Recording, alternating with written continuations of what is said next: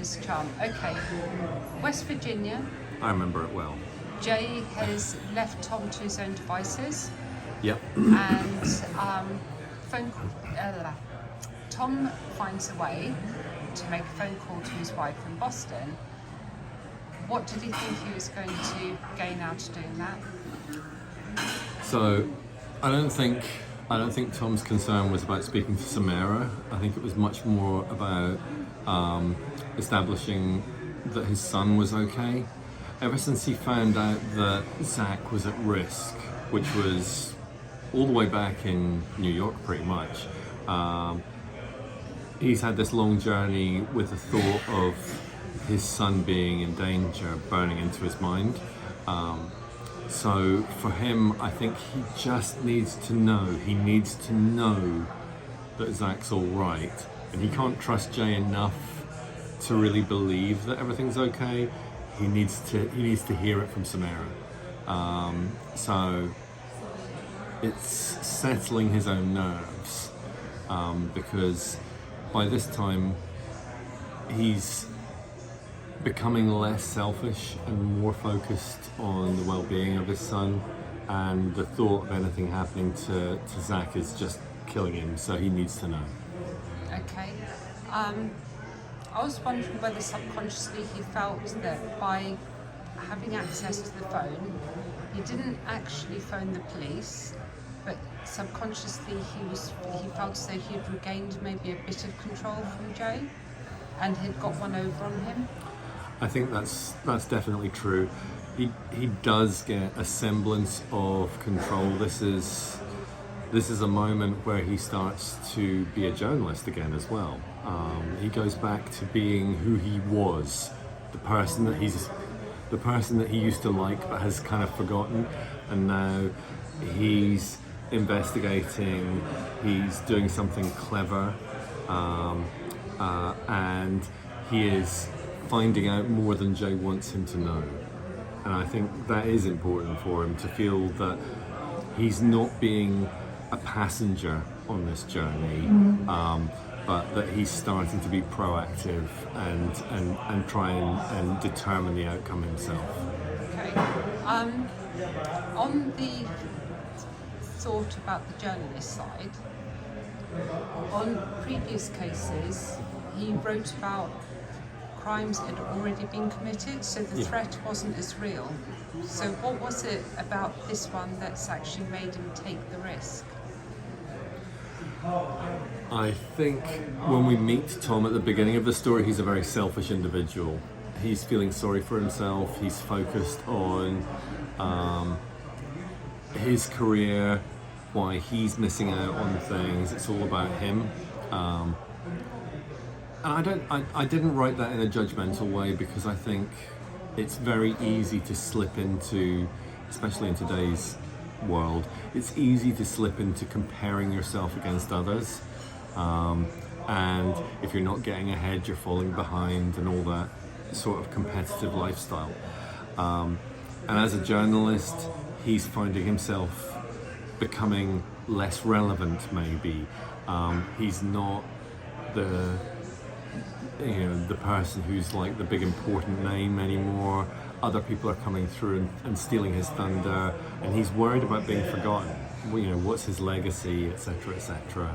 And he's sacrificed so much for this. He's kind of ignored his family to chase this dream, and because of that, he's now sitting there going, well, if this is slipping away, this is terrible. And then he gets this phone call, and he has this really tantalizing opportunity, and his entire focus is never to go on the journey. His entire focus is to try and help the police to catch the killer before he ends up in danger. So even there, he's being a bit selfish, but he sees a way that he can come out of it being the hero without taking a great degree of risk. Okay. Reason for Hannah bolting, seeing she had no reason to? She has to. One of the problems, if you think about this all from Hannah's side of things, she has to be true to the character of somebody who's been kidnapped. She has to bolt. But it's also an incredibly useful opportunity to test Tom and see where he really is. And this is entirely in keeping with the way that Tom has been handled. If you think about the time when Jay offers him the gun and says, "Go ahead, you can decide which way this goes." It's exactly the same again.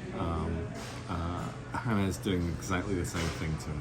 I just thought it was a bit risky, purely because they may have pre-planned something like that before the whole journey was going to occur with Tom with them, for Jay and Hannah. I can imagine them having discussions of, well, you can test Tom, I'll give you time in the hotel. What do you think the day of Jay being away whilst Tom was in West Virginia? That's the whole point, that Jay has to go and spend a lot of time setting things up, prepping things with his daughter. Yeah, but I would imagine that things like the pre-planning of a running away with his daughter had also been pre-planned before the accident, perhaps. And I was just thinking, wasn't it a risk? Running away, especially with him being as injured as he is, that what if he hadn't managed to catch her? She's then very, very what would good. have happened? I know she hid behind the bin. She's also very, very good about not running too fast. This is like a young girl who's, kind of physically very, very fit, and somehow the injured 30-something journalist manages to keep up with her. Yeah, and it didn't click with him. No, Yeah. she's done her job well, and also men don't like to think of themselves as being weak. We always underestimate women. So yeah, I think in so many ways the relationship between Hannah and Tom is not an even balance. I think Hannah must be rolling her eyes behind Tom's head a lot of the time. Yeah, I would have been actually. He's sort of like too easy. She's not stupid. No. Right. We've discussed trail cameras before. Yeah. Question, but then at that time I hadn't got as far as Tulsa. Now, when you were planning the book and you'd already written about trail cameras and their uses, had you already planned the police incursion at Tulsa? I knew it had to happen somewhere. This is going to be one of those times when it's about how it's being written rather than the story. But the simple answer is it needed to happen, because I've written books before where the serial killer and the cop are kind of in two separate bubbles and they never quite connect. And I wanted to get to a place where we could have a sense of, the police are closing in and getting kind of like really kind of onto the heels of Jay. And it's difficult to do that unless we have the trail cameras. But also, the trail cameras have to show up previously, because if he just happens to do it the one time and then magically finds the police, that would be awful. So I thought this would be a useful way. It's basically him looking over his shoulder at all times, as a careful criminal would. And it pays off this time. It really does pay off, because he had no reason to believe that the police were as close as they were. And suddenly we get to see Jay yanked out of his comfort zone and forced to think on his feet. So yeah, I really wanted to do that, because just as I think Jay actually says it at one point in the book that it's about you learn more about people when you see them under pressure or at their at their most kind of at their worst, at their best, etc., etc. That's when you really learn about somebody's character. And I think the only way for us to really understand Jay's character is to see how he behaves and how he acts when it's not going according to his script, but now he's having to really kind of be reacting. So yeah, I thought it was a fun way to do things. I thought it was interesting the way he adapted, but also I was curious as to the thoughts of both Jay and Hannah in the car journey, trying to individually figure out, well, how did the police get tipped off? Because their planning had been meticulous. There's always, I suppose, a chance that something will go wrong. You can't plan for everything. But yeah, I think they're really disappointed and shocked that something went wrong. And honestly, Tom is the only variable, and they've planned as much as they can around him. But the car crash was unexpected. That threw a lot of their planning out and created an opportunity for Tom to do something sneaky and go away and make contact with the outside world, which obviously the intention had never been to allow him to do that.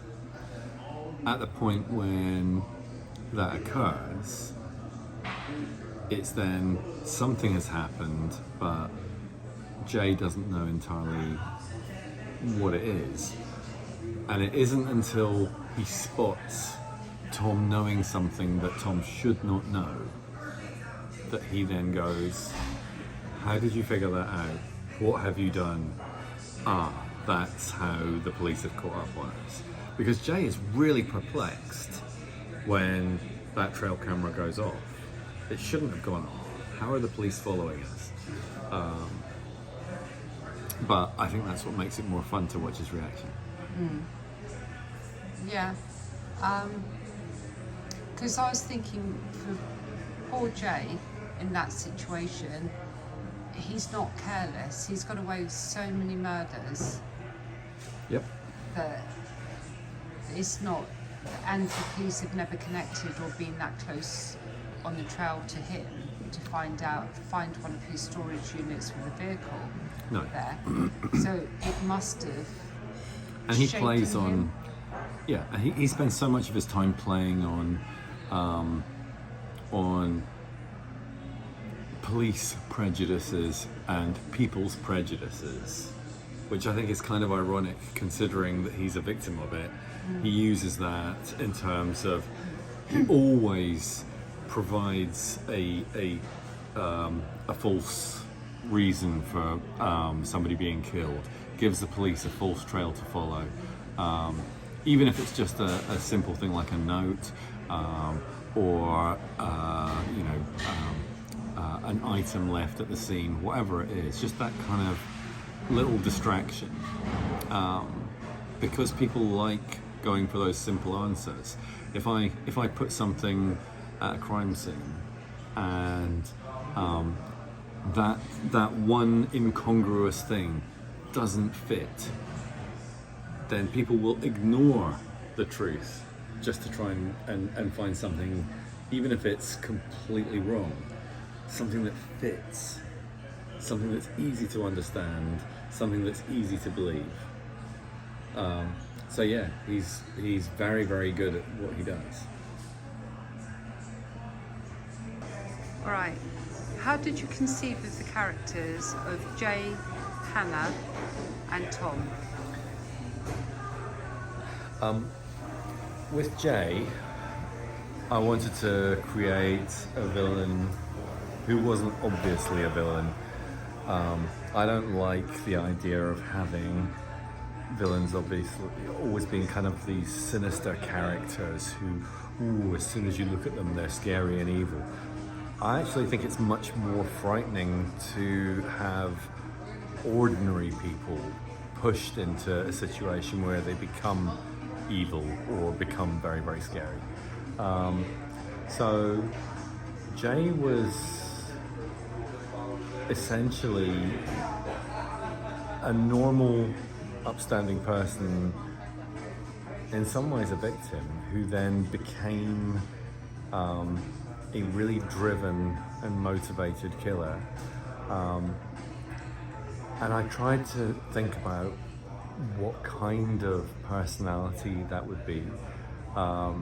And I thought, I like the idea of having somebody who's polite. And whenever I mean, it's probably a cliche, but whenever I think about somebody who's being very polite and very well mannered, I always tend to think about that kind of southern kind of way of behaving.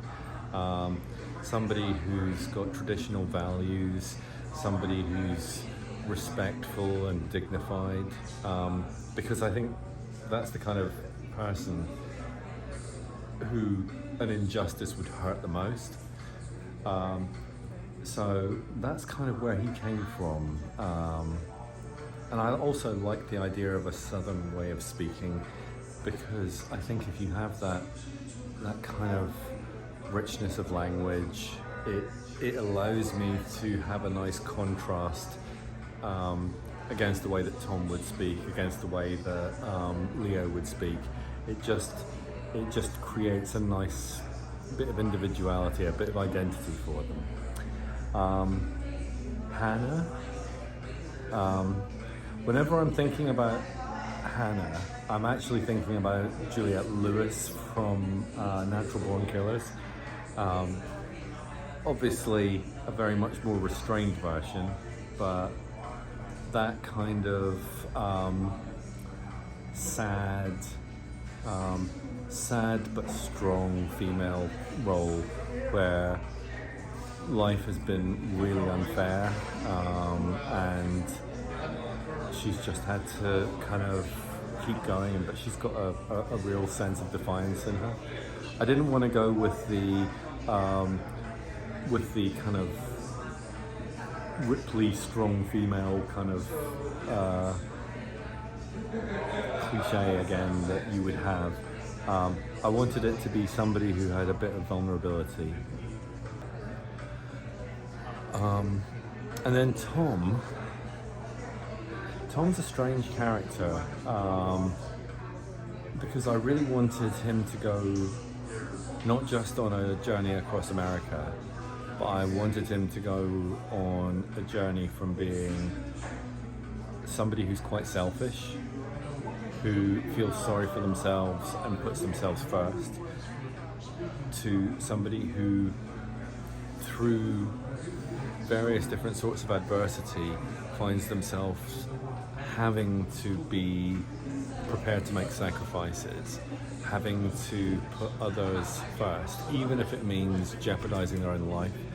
And I think at the start of the story, it would be almost inconceivable for the Tom that we first meet to put anything or anybody above himself. But by the end of the story, he's been prepared not just to put the life of his son before others, but even to stand between a loaded gun and a stranger to try and stop a terrible crime happening. So, yeah, I think he's been on a journey of becoming less self-centered and more altruistic, and I think that's important for him to come out of this with a win in some way, but maybe not the win that he was expecting. This is looking at Jay's journey. Yeah. Obviously, it all started with Caitlin and her false accusation. By the end of the book, we have Caitlin undergoing the same sort of social media sort of frenzy and put down that Jay had originally experienced. Has Jay now reached a point of resolution in himself that he's able to put the past behind him and move on? And how does that look to Jay for the hope for the future? I think from Jay's perspective, what happens to Caitlin is nicely poetic. It's a suitable punishment for her, because this is a punishment that will last. He's felt all along that the people that he's killing are getting off too lightly. So something more lasting for Caitlin is an appropriate way for him to wrap things up. But I think he's also gained. He's been able to save his daughter from the temptations of revenge, because he's taken revenge for her, and he's shown her the horrors of it, so that it's as much as he can do to prevent her going down that same road herself. Yeah, but I was asking specifically his hope for the future. His hope for the future, well, he's managed to reconnect with his daughter, and he's managed to prove to his daughter above any possible doubt that he was falsely accused. So I think he believes that the thing that he's truly gained now is the ability to start again with his daughter, albeit he'll be on the run for the rest of his life, but at least he has that starting point. Okay.